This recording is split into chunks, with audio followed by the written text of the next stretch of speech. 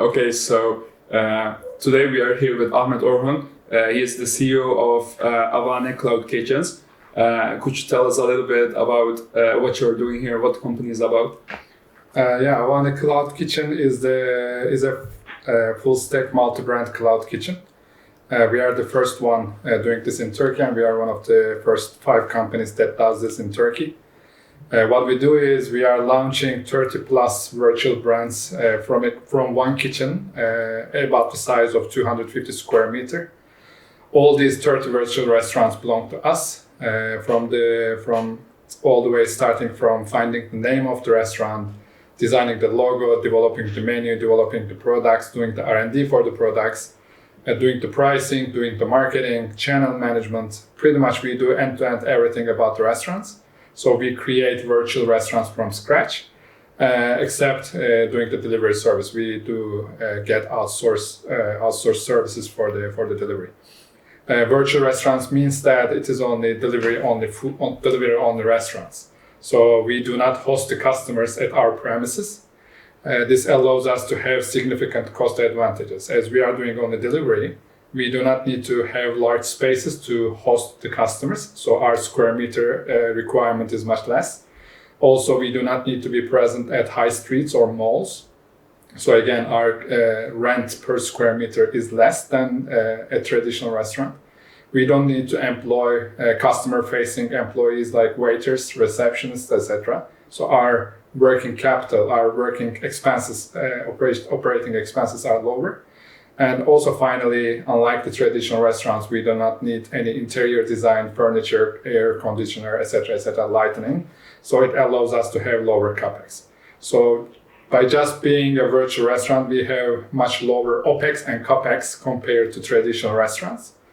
And we are launching 30 of these restaurants, these virtual restaurants, from a 250 square meter area, which means that we are cracking a marvelous industrial engineering problem. Yeah. Because our target is to deliver 1,000 orders per location every single day. So just imagine running 30 restaurants within a limited area and trying to deliver 1,000 orders every single day. And that's quite an industrial engineering optimization problem. Plus, you need to know how to launch a brand from scratch. So we create our brands from scratch.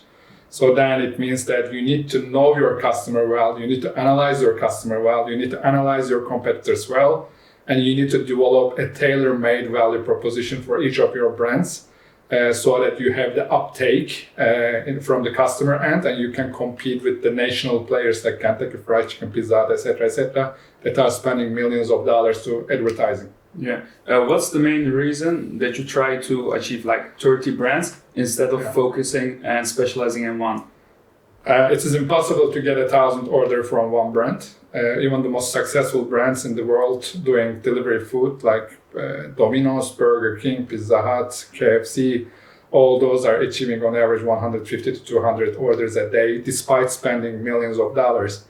The only way, because if you are launching on the one brand, it means that you can only capture a certain share of the customer and certain customer segments. What we do is that with the 30 brands, we are trying to tap into all different customer segments and all different food categories. And this allows us, if your girlfriend, your father, your mother, your brother, whoever logs into the food delivery, food aggregator platform in Turkey, Yemek Sepeti or Getir Yemek, you find a brand from us that's relevant to you. So this way, we are just basically expanding our fishnet, and we are catching more customers than one brand, a mono-brand restaurant can do. And you try to outsource as less as possible, as I think. And the reason for this is like to reduce cost as much as possible, or do you think like you can do all of those things better? Two things. Number one is we are trying to keep the most of the value to ourselves. This allows us to have, this allows us to maximize our profitability, right? So that's kind of the number one reason. We are not under the claim that we do everything better than somebody else can do. For example, we don't do the delivery because dealing with the delivery operations is very cumbersome, and it's completely different than our current DNA. So we don't do that. But other than that, we do pretty much everything in-house in order to keep most of the profit share to ourselves. But the second reason behind it is at the end of the day, we are a startup, right? And our ingoing hypothesis is that this model, as it is, will work perfectly. But any startup can pivot, right? Any startup can change their scope along the way based on how the things roll out, right? How the customers react, how the investors react, how the market reacts. According to that, you can just basically pivot your idea. And having most of the value chain inside allows you to have multiple pivot options. And that's kind of our hedging policy, our insurance policy at the beginning. Okay. I know that you have a lot of international experience as well. Yes. Why do you want to start your startup from an underdog country? I don't know where and how you heard the underdog phrase that I often use. I feel like I'm an underdog myself. I grew up in the kind of like the poor neighborhoods of Turkey. You can call it slums. And I have been an underdog for most of my life. And I was fortunate enough to achieve certain things. Of course, I worked hard, I tried hard, but on the other hand, life helped me out as well, right? And Turkey is an underdog country. When I was, I traveled over 110 countries. I worked over 30 plus countries. And wherever I go, I felt like Turkey was being underrepresented. And Turkish people do not live up to their potential. And I have always prayed for two things my entire life. Number one is do not take my life away before I do something for my people. And number two is do not introduce me to people that will deviate me from my goal number one. So I only aspire to do only one thing, and that's just to enable my people's potential. And this is just my startup is just one way of doing it, right? And I believe that this startup is going to be a global unicorn that's coming out of Turkey. That's our aspiration, to create a global company from this underdog country. And everybody has been basically, we have created this company in a time that a lot of people were losing faith in Turkish economic outlook. But I believe in our people, I believe in our potential. So I believe that, if we follow the right steps and if we can really put the hard work, blood and sweat into it, I think we will be able to achieve much more than anybody can imagine. But our second aspiration is to raise people, to educate people, train people that will then be the future leaders of Turkey.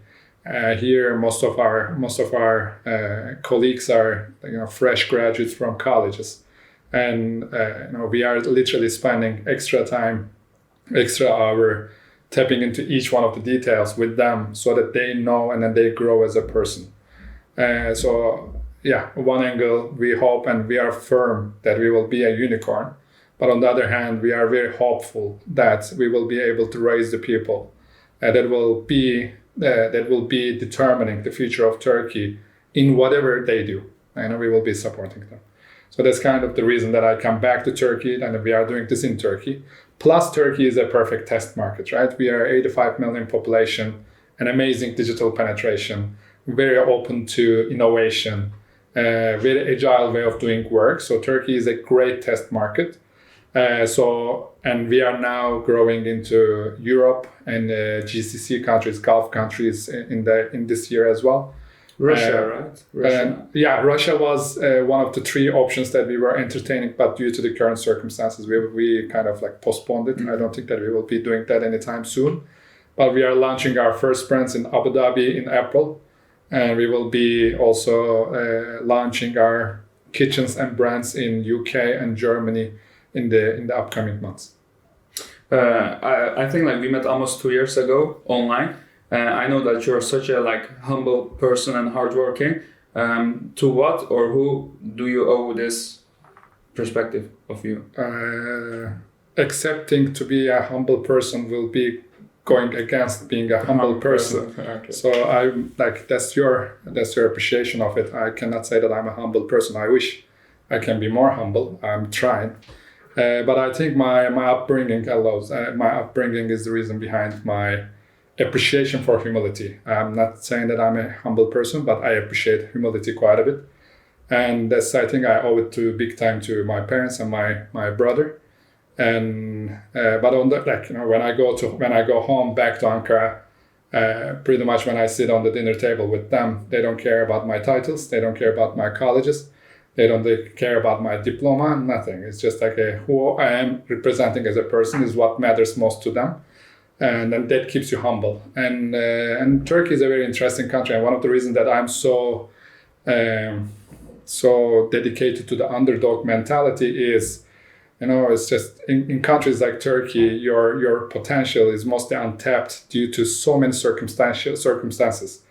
My brother is working on a very small company, doing accounting work there, and barely earning any money, like barely earning above the minimum wage in Turkey. But having said that, he's probably one of the nicest people, one of the smartest people, one of the most hardworking people I have ever met. Just the circumstances and the university exam pressure, he couldn't cope with it, and he just couldn't make it. But the only difference between me and him is pretty much me acing some of the exams, and that's it. Mm-hmm. And I can't accept the fact that the destinies of two people can differ so much just by split seconds of chances. That's one of the reasons why I'm just trying to grow as a person and trying to help all the underdogs in my country. But having said that, I think having my brother as a benchmark next to me and aspiring to be more like him is, I think, what keeps me humble. On paper, I'm much more successful than he is. You wouldn't do a podcast with him because you think that I'm more successful than he is. But in my world, he's much more successful than I am. He's a better son than I am. He's an amazing father to my niece, who's probably the most valuable person in my life. And I don't accept the fact that people just evaluate people based on their resume and based on the money that they have in the bank account, rather than the core characteristics of a person. If you evaluate in terms of the characteristics, I would be in your chair doing the podcast, and he would be the one answering the questions. That's so nice that you also think about people like your brother in this way. I just wonder, how do you feel about work-life balance, and do you think you have managed to get the balance right? I don't believe in work-life balance. I don't believe that there's a difference between work and life. If your life and work are two completely different things, and if you need to balance it out, you're doing something wrong. That's it. That's pretty much it. I don't stop. I work all the time, but that's my life. And I'm enjoying my life. I've traveled, as I mentioned, 110 countries. I have produced one long feature movie, one short movie. I'm doing more. I'm going to publish my first poetry book this year. All these are work. But I love it. I love doing it. I don't like spending any time not being productive. So I don't believe in the work-life balance. There's no separation of work and life. You need to enjoy your work, and you need to enjoy your life. Life is very short. And if these are two competing things and they are conflicting with each other, then you're not doing the right thing. So that's pretty much why I'm just working nonstop. But the second reason behind it is, if you are aspiring for something bigger than yourself, then the pain, the sweat, and the blood and tear doesn't matter. Mm-hmm. Because at the end of the day, you do something for the greater sake, right? If you think about I always use the same example. If you think about the Dardanelles War, and then I think his title was Seyit Onbaşı, like the colonel. If you think about him, this guy just pulled a cannonball of 250 plus kg. You can't do that in your normal life. But once you are doing it in the sake of something greater than you are, then the pain, the potential of what you can achieve, pain is irrelevant. And then the potential of what you can achieve is just beyond what you can imagine. I think I'm a very simple person. I don't think that I have any particular talent. I don't think that I'm definitely not any smarter than an average Turkish person. But I know that I put my hard work into it, and I'm driven, and I don't stop. And it's not because I want to be a millionaire. It's not because I want to be a founder and I want to be an entrepreneur. It's of course, I want to be all those. But the main reason behind it is not that. It's just to enable my people to reach their potential. Because having seen my brother and having seen so many people growing up around me, not tapping into their potential, life not allowing them to do so, it's just a core motivation to me. For me, in terms of like hardworking and stuff, it's kind of similar. Because the moment I don't work or the moment I don't develop myself, my energy just drowns away. Like when I work, I get energetic. So my next question is like, when you were a student, you've been in different clubs and student organizations like ESN and the public speaking club. How would you say that these things that you did as a student would affect your career today?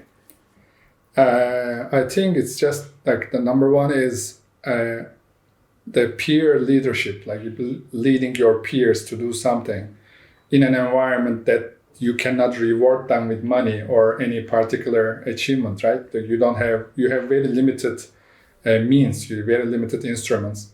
If you can lead people with those limited instruments, then that means that you know how to motivate people. And in order to motivate people, you need to be able to develop an aspiration and motivate people, articulate that aspiration in a way that it motivates people. So that kind of is the thing I think that I have developed working in the student clubs, because you don't have anything else, right? You don't have the financial instruments, you don't have any other instruments that you'll have in the business life. Pretty much you have only the idea that you have in your mind, and then you just need to motivate people around it. So I think that's very powerful. That's number one. And second is student clubs are an amazing, they have amazing safety nets that you can try out different things. And even if you fail, it's not the end of the world. But I feel, every time I stepped out of my comfort zone through these student clubs and then do something different, try something different, with the excitement that I have, with the drive that I have, it has always motivated people to follow me. And also it has always allowed me to grow as a person. I have created the Bilkent International Student Club. Then we changed the name to Bilkent Erasmus Student Network, Bilkent ESN. It was the first one created in Turkey. I have been the president of Harvard Public Speaking and Negotiation Club. As a Turkish, being the non-native speaker, being the president of a public speaking club is quite a step out from your comfort zone. And so many other things. And yeah, I think it has been a fundamental part of my journey. And it also expands your network in the university. Like you get to meet people from different departments, different countries, different cultures, different socioeconomic demographics. So I think it's just also, expands your network in a more casual environment. So I totally agree. Like the small steps are the ones that count a lot, because like it forms into a discipline. And so my next question. There is no small step. There is no big step. Every small step, every step, every meeting, every person requires the same level of attention. That's it. Okay. That's the rigor that you need to build. That's the discipline that you need to build. I'm talking to you with the same discipline, and I try to talk to you. I'm trying to talk to you with the same discipline, same attention to detail that I would talk to a journalist, or I would talk to a TV programmer that will broadcast on the live television, the TV. That's the same thing. If you just do not do consistent work, consistent hard work, consistent attention to detail in every single step that you take in life, and if you believe that miraculously you're going to raise up to the occasion one day when the big stage comes, that's I don't want to use French, let's say, but that's bullshit. Yeah. It doesn't work that way. So you just need to make it happen every time, because achievement, succeeding, is something that's a muscle that you need to build on. It's a reflex that you need to build on. You either try to achieve, you can fail. It's okay to fail, but you put your 100% every single step. It's a muscle, it's a habit that you need to build. Otherwise, it's not going to work out. And what would you say that when you were 20 and when you are like how you are today, what's the biggest difference? I was younger. I didn't have backaches. I could have run more. I could have, gone sleepless nights back to back, and I think I would have been okay. Except the physical part, I think I'm more confident about myself.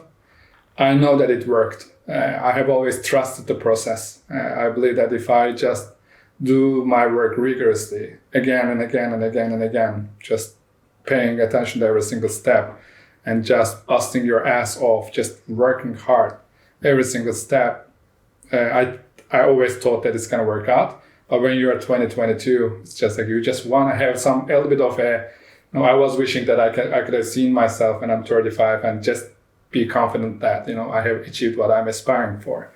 But I can comfortably say that I have achieved much more than I can imagine. But I don't know whether I have still achieved enough. I have achieved much more than I could have imagined, but I feel like it's not enough. I feel like I didn't achieve as much as I can achieve in the upcoming years. It's not like looking retrospectively backwards, I could have done something more, maybe. But I'm quite fulfilled with what I have done until now. So I have bigger aspirations now. The stage has changed. But yeah, I'm still the same person. But I think the biggest difference between 20 and 35 now, I'm 35, is that, I'm physically, I think I still, I'm like, people are, like, my team still surprised how much I can work. I work pretty much 18 to 20 hours every day. But other than that, like, joking aside, I think it's just, I'm more confident about myself now, because I know that the process has worked much, much better than I could have imagined. And if God forbids, but my life stops now, I would be quite fulfilled with what I have done with my time in the world. One last question. Would you ever want to feel fulfilled, as in terms of like, I've done enough, I've worked enough? I don't think that I have that in my DNA. I don't know. I have never felt that. I think the only time that I have felt close to it was the day that I got accepted from Harvard Business School, because that's it. That's like as high as you can get in the education. You go to Harvard. That's it. That's the end of the sentence, pretty much. But then it was literally, it lasted like a day, and then the next day I was just like, okay, what are we doing next? Yeah, what's next? So I don't think that I have that, because I believe I owe it to my people to deliver my 100%. And if I feel like if I achieve something, and then that's the next stage. Of course, I'll take a break, I'll enjoy, I'll celebrate, but then that's the new day, and then we are in a new village, and we need to conquer that village now. So it's just now, for example, I'm producing movies in parallel to what I do. I have done that. I have done, as I mentioned, a long feature movie and a short movie with my talented friends from my production company. And I don't know why I cannot get the Cannes. I don't know why I cannot get the Oscar. And I don't know, maybe I'll not get it. Maybe I'm not good at that thing, but I'll try.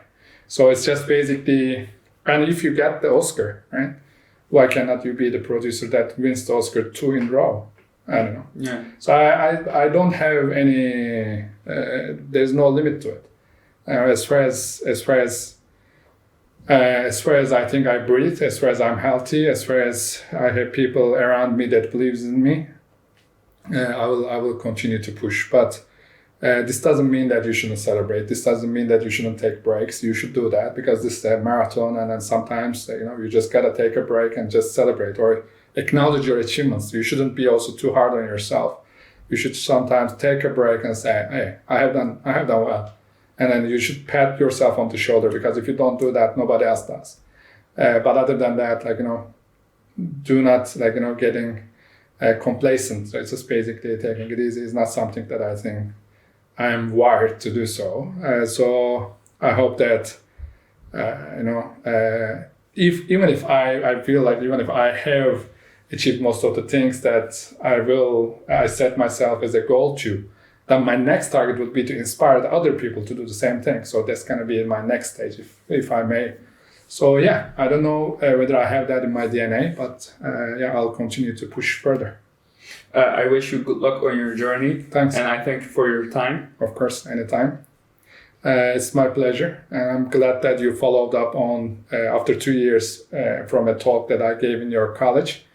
This is a true reflection of entrepreneurship.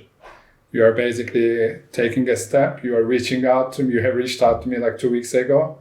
You could have got a no as an answer. I wouldn't do that, but there will be people who will say no. There are. But it's okay. But that's kind of like you are stepping out of your comfort zone. You are trying this. You're working hard. This can only be a video that you and I watch, and you maybe show it to a couple of your close friends, and that might be it. But that's not important. The consequences are not important. You are responsible from your intention and from your hard work. and you are showing that you are ready to put that into the game. I would like to thank you for that, for being an inspiration to me by coming here and then just basically taking time from your day and then just basically putting time into this and listening me and for your great questions. And I hope that this will be the first of many encounters that we will have in the upcoming years. Let's hope. And let's hope we cross again. Okay, perfect. Thank you so much. Thanks, sir.